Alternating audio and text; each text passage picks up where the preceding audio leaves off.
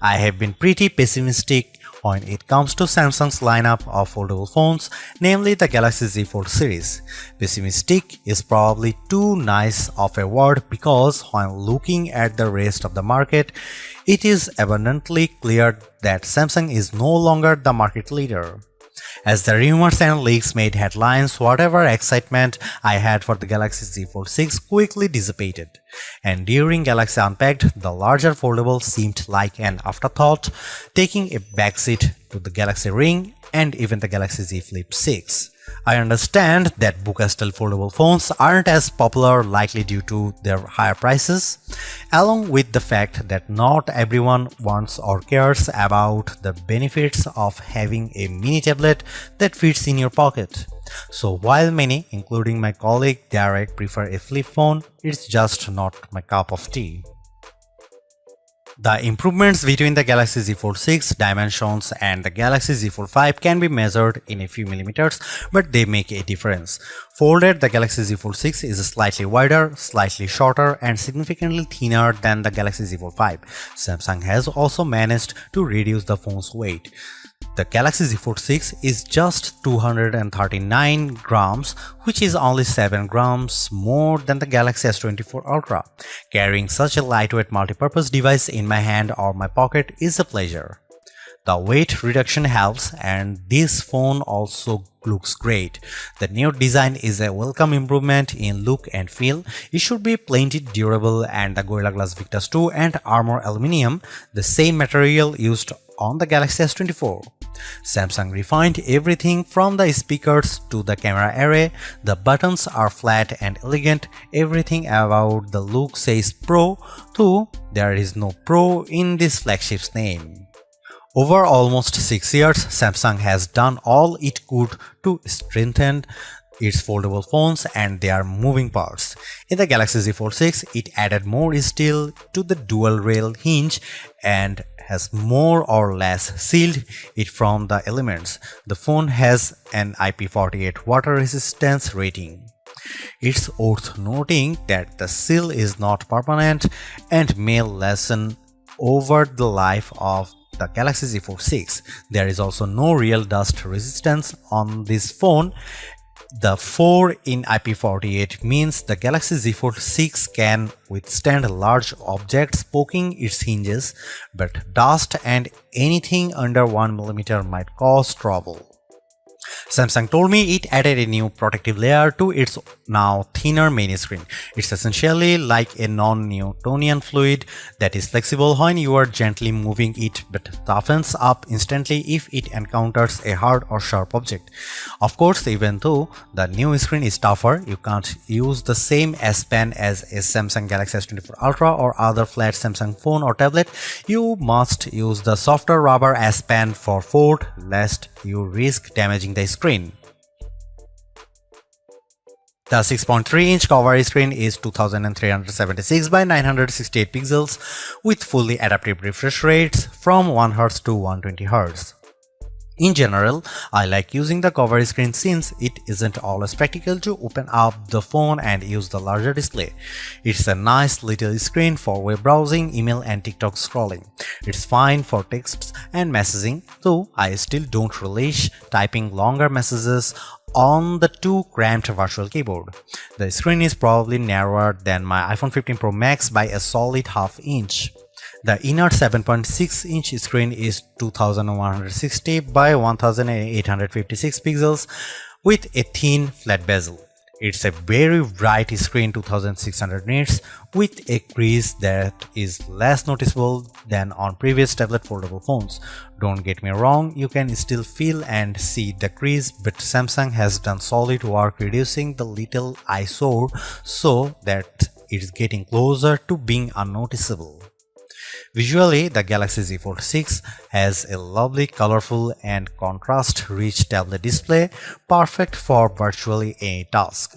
I enjoyed watching Netflix and Max videos as much as I liked playing games like Call of Duty Mobile and Asphalt 9. It's a great for browsing websites and long articles. In tablet mode, the Galaxy Z Fold 6 is very comfortable to hold. In flex mode, which is what Samsung calls it when you fold the screen 90 degrees and set the Galaxy Z Fold 6 on a flat surface, the display is useful for video watching and video calls, though I didn't like typing on it.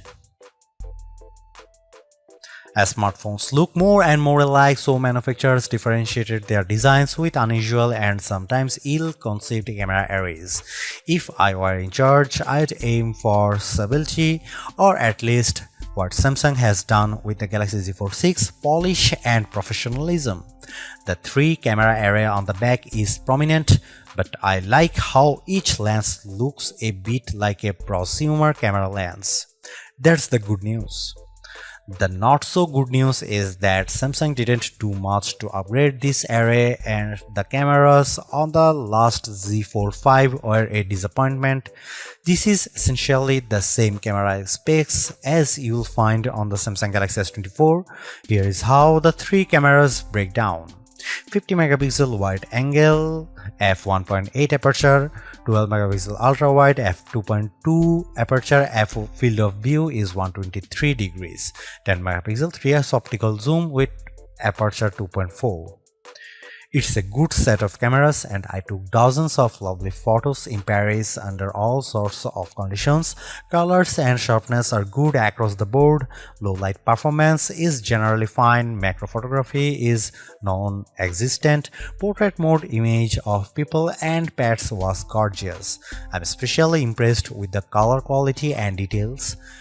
This is clearly due to Samsung's significantly updated Pro Visual Engine, which is the computational bit of a Samsung's smartphone photography pipeline. It just gets better and better at understanding reality. That said, Samsung still makes skies too blue. Here is some camera samples of Samsung Galaxy Z Fold 6.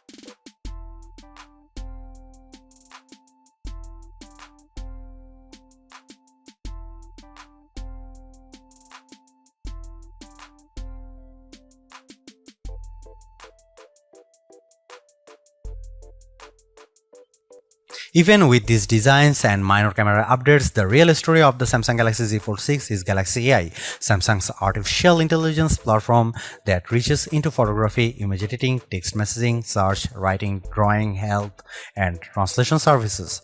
These powerful tools, which arrived more or less fully formed with the new foldable phone, are more than useful. They are often fun.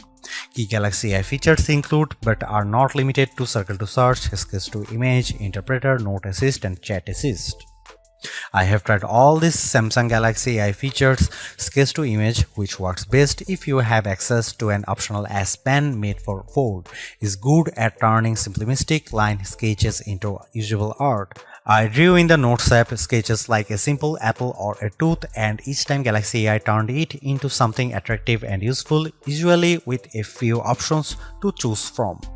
It's a feature that wowed most people I showed, but they also expressed skepticism about whether they might use it. Perhaps more useful is the sketch to image on photos, which let me add photorealistic elements to existing photos. I put a dog next to me, added a bird on my head and shoulder, sketched seagulls into a Paris skyline, and removed objects from other photos. In all instances, the results were convincing. Right down to shadows cast by the AI objects. AI altered images automatically get an AI generated content watermark. I used the Samsung Galaxy Z Fold 6 to record numerous meeting notes and then let my Galaxy AI transcribe the conversations. It even automatically summarized them. The results were, as far as I could tell, fairly accurate to the original source material. For as good as much of this Galaxy AI is, it does still feel like a work in progress. Sketch to image can't generate fresh images of a detailed drawings and often encouraged me to create small objects. A sketch of Notre Dame, for instance, could not be used to generate a better image.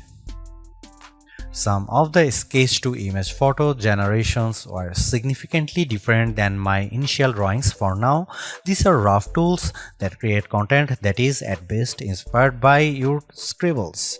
I used the generative fill tool to remove people from behind me in a selfie, and the system impressively filled in the space left after their removal with a background that matched the surroundings. Beyond doing a competent job, these Galaxy AI tools are easy to use. Case in point, the interpreter. The interpreter lives under the quick panel, but you can move to your home screen, fold the phone into flex mode, and it's quite easy to let the system detect the language of the speaker and start interpreting. It can either interpret a foreign language speaker or do real-time two-way translation, so the person facing you sees what you are saying translated into their language and you see on the main screen their words in a language. The AI feature works well, but I quickly realized that when I already had a language barrier, explaining to someone how to use this feature was a problem. I later used the Galaxy AI translator to live translate a Spanish TV show. The translation was not always exact, but it was close enough to be useful. Samsung Galaxy Z Fold 6 is Samsung's most comprehensively thought out foldable to date. The cleaner, more pro design looks fantastic.